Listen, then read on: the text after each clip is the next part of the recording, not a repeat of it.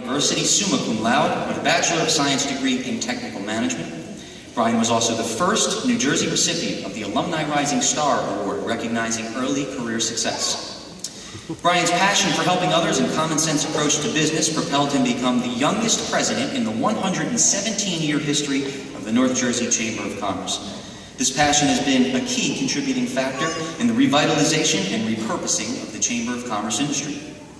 Since elevating to the chief executive rank in 2013, the North Jersey Chamber of Commerce has experienced industry-leading numbers and an overall net growth within the organization. As a result, the Chamber has been highlighted in notable business publications, most recently a featured article in NJ Biz, which declared the North Jersey Chamber of Commerce growth to be the largest in the state in 2014. Brian has organized numerous fundraising events for 32 different nonprofit organizations in northern New Jersey. He currently acts as director or trustee on numerous boards, including the Rotary Club of Passaic Valley, Passaic County 200 Club, Welcome Home Vets, Downtown Clifton Economic Development, Passaic County Comprehensive Economic Development Strategy Committee, and serves as the vice chairman of the Passaic County Employer Legislative Committee. Busy guy.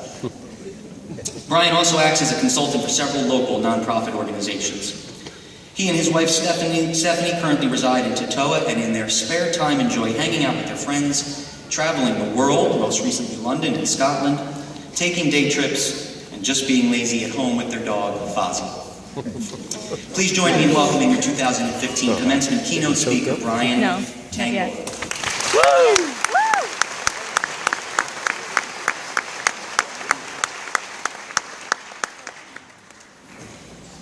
Thank you so much, Dean Greenberg. It's a pleasure, it's an honor to be here today. I want to thank you for that very kind introduction.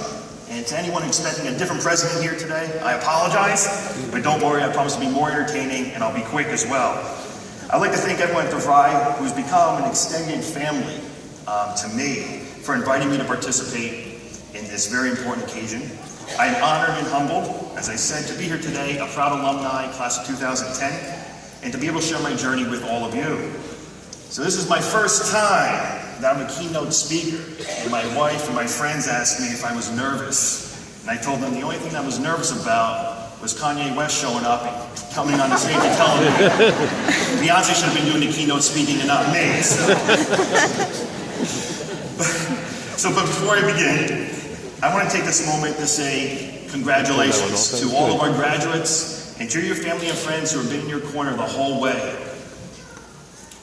They've supported you throughout, and I want you right now to give yourselves not a golf clap, but a big round of applause for your achievement here today.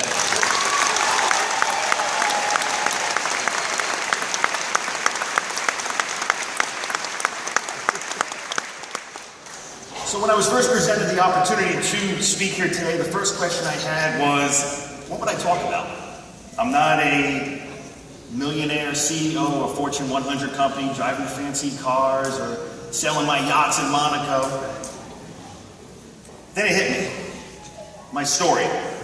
A journey on a path of life that has led me to this very moment here today, and a path that was never 100% smooth, but it's made me the person I am today. So I'm going to share my story in hopes that it inspires even just one of you here today to never be afraid to go after a goal or a dream. My dream became a reality because of something called networking.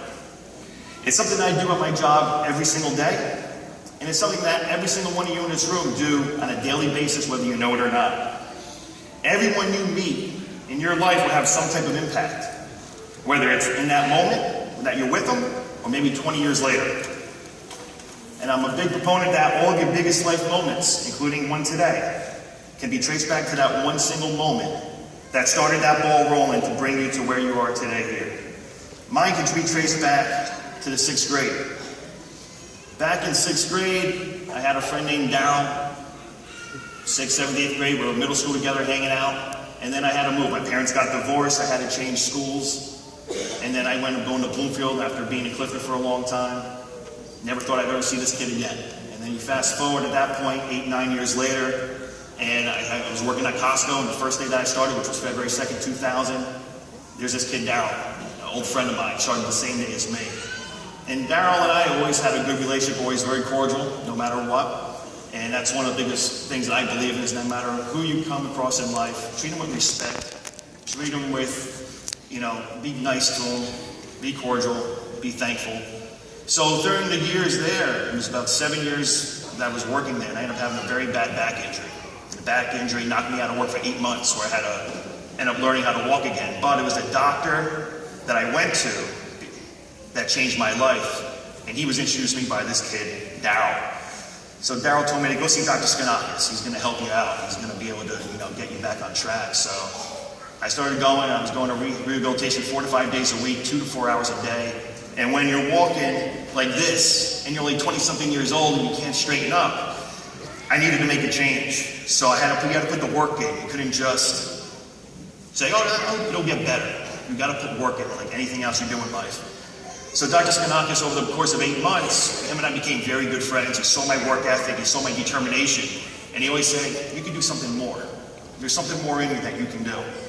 And you fast forward, when rehabilitation was over and I had to go back to work, I had to take a chance, I had to take a risk. I was a manager at Costco, and I said, you know what, I got to change up my lifestyle a little bit, because what I was doing was lifting all heavy stuff. It hurt my back. I said, okay, let's take it easy a little bit, let's take a step back. So I stepped down, went to a part-time position, took less money, but it was less stress. And then 2 weeks in, Dr. Skanakis calls me up. He's like, Brian, you have your resume? I'm like, yeah, what are you talking about? And yeah, of course I do. He's like, well, there's a great opportunity came up. I'm like, what is it all about? He's like, it's for the Chamber of Commerce. I'm like, what the hell's the Chamber of Commerce? So what did I do? I go home that night, went to the website, and I studied that industry. I studied the whole history of the organization from beginning to end. Had my interview 2 days later, knocked out of the ballpark. I thought, oh, this is easy, this is great. But then there was the second interview that I went to. And if you ever saw National Lampoon's Christmas Vacation, when you have that boardroom with like that 35-foot table from one end to the other, that's what I had to walk into for my second interview. It was me and 3 other people that were on the board of directors, and I'm like, and I just spoke so fast, and I think I overwhelmed them with just nonsense. I don't even know what I even said. I kind of blacked out. But they saw the passion. They saw an energy in me that it changed the perception. And they took a chance. And then all of a sudden, 8 years later, I'm proud to be the president of the North Jersey Chamber of Commerce. So it was a really cool journey. But the moral of that story is, you never know the level of impact a person or persons may have on your life, or the impact that you may have on theirs. And you never know. The person you're sitting next to right now could be your future boss. You might be their future boss. You might even be their future spouse. Who knows? Look around, see who you might be married to. But this leads me into a story about an individual who had one of the biggest impacts on my life without him ever knowing. And he changed my way of thinking forever.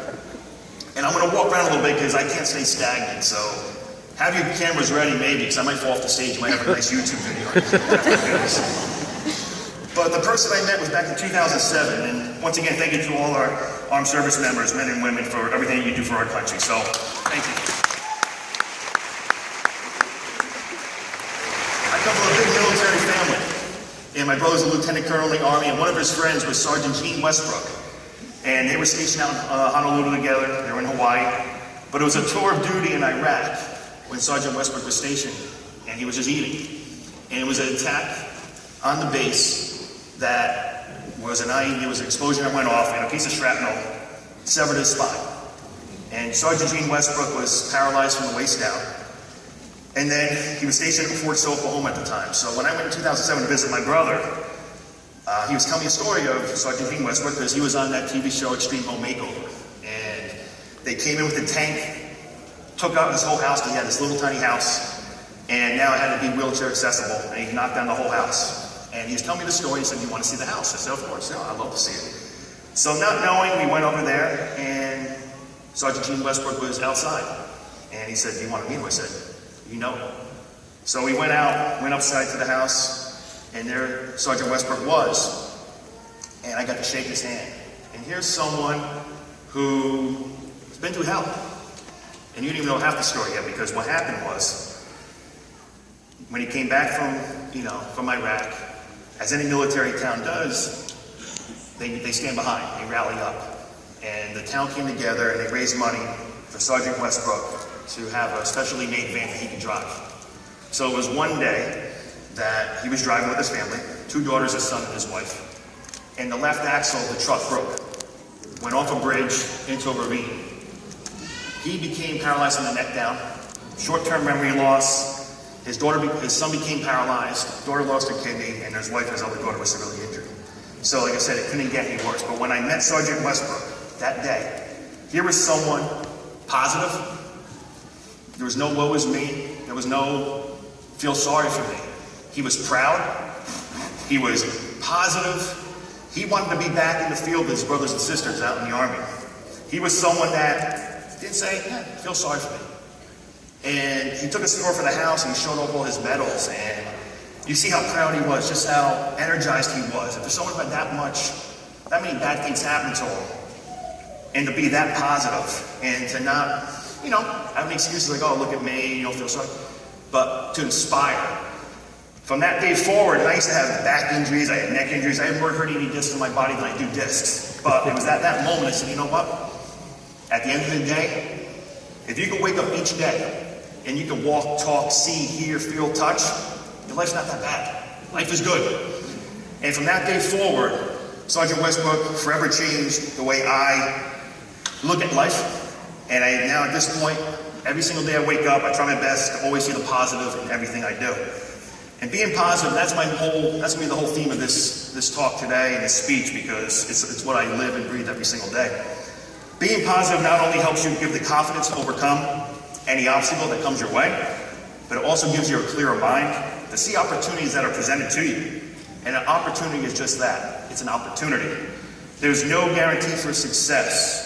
And there's only one person on this earth that's responsible for your happiness and your success. And it's that same person that's looking back at you in the mirror when you're looking into it. It's you. No one owes you anything. You owe yourself. And you have the power to make the very most out of what life has to offer. And my best piece of advice I give to anybody, and I'm sharing with you today, is to surround yourself with positive people. Surround yourself with positive friends, positive family who are going to support you, who are going to encourage you, they're going to inspire you, and they're going to be there to pick you up if you ever fall. And they're going to give you that confidence to keep going forward towards your goals. And as we all know, life will always have ups and downs. We all know that. But it's how you handle the downs that will define you as a person and build your character. You have to work hard. You have to be dedicated. You have to be focused. Be ready for anything that comes your way. Expect the unexpected. And sometimes you have to dig a little bit deeper and find that strength inside you that you may have never known that was there, to get through something and to accomplish a goal that you were trying to achieve. And as we all know, nothing in life is worth having. It comes easy. And when you work hard for something, especially a goal you set forth, and you accomplish that goal, you'll always appreciate it that much more. And I can't stress enough that whatever task you set forth, do it with integrity, determination, and once again, hard work. That's the key to anything. Don't take shortcuts, and always represent yourself in the best possible life. As a business friend of mine, Steve Autobato, says, you are the brand. Whether you're at work, a friend's house, at the mall, wherever, carry yourself in public as well as in social media. Carry yourself well, because it will reflect who you are as a person. And living in society where, obviously, as we know, there's no secrets anymore in this society. Everything is for public consumption, so to speak. There's no secrets. So always ask yourself, do your actions represent your brand, meaning you? The way you want to be represented. And we only get one life to live, so live life to the fullest. Work hard, play hard, laugh a lot, pay it forward, and help others. I can't stress that enough. There's no better feeling in the world than helping others. And if you have an opportunity to do so, do it. Because there's a lot of great causes out there for a lot of great people, and it'll be really rewarding for you in the future. Reward yourself, be confident, but be humble. Say please and thank you. I know those are 2 words I always say that are the most underused words in the dictionary. Please and thank you. So be kind to others and do everything you do with no regrets. And most importantly, be yourself. Don't be afraid to be different. Don't be afraid to stand out or fight for what you believe in. And also don't be afraid to listen. Sometimes the best form of communication, and I don't mean this to you, my wife, Stephanie, is just to be quiet and listen. You totally called me out. I love you. I love you too. Be a sponge and absorb all the knowledge and experience people who come in your life are willingly sharing with you. Take that knowledge and make it your own to share it forward with other people that you come across in your life. Because when I go back to 2012, when I was being interviewed to become the new president of the Chamber of Commerce, I knew the organization needed a complete overhaul, or else there wouldn't be an organization here today. I was interviewed by 2 sets of board members who were there for many years, and they were stuck in their ways, like a lot of organizations, happens in a lot of organizations. People kind of don't like change. They like staying stagnant and kind of doing the same old. But because I knew they were resistant to change, I sat there. And the first thing I said in both sets of interviews was, I'm not here to tell you what you want to hear. I'm here to tell you what you need to hear. And each interview went on for an hour and a half, just as long as my speech is today. And as you know, every idea I presented was something different than they were ever used to. And I got those looks, but it was my passion that sold them. Because passion was deep in my soul, and they saw it in my eyes, they heard it in my voice. Passion is something you can't teach, you can't learn. It's either in you or it's not. And it's with that passion I convinced each set of directors to take a chance on me in my vision. And now I stand here, as Dean Greenberg said, as the youngest president in our 117-year history. And now we're the fastest growing organization in New Jersey for a Chamber of Commerce. So to wind down, I wanted to quote Ralph Waldo Emerson. And this is something I've always said, and I guess they always say, if you can find someone who said it better, use their quote. And what Ralph Waldo Emerson said was, do not follow the path. Do not follow where the path may lead. Go instead where there's no path and leave a trail. Be a trailblazer. Don't be afraid to take risks. Don't be afraid to fail, because the only failure is not trying, and any failure that you learn from turns into a positive. So I'm going to wrap this up right now with a quote from one of the most inspirational movies that was ever made, Wedding Crashers. It's something that once again I say to my wife and friends anytime I start hearing doubt in their voice, and that is, no excuses, play like a champion. So once again, congratulations to the class of 2015, and thank you. Very good. Woo! Knocked it out of the park. So I will take your advice, Brian, and thank you for your thoughtful words, and more importantly, thank you for being such an important part of our DeVry family. Thank you. Woo!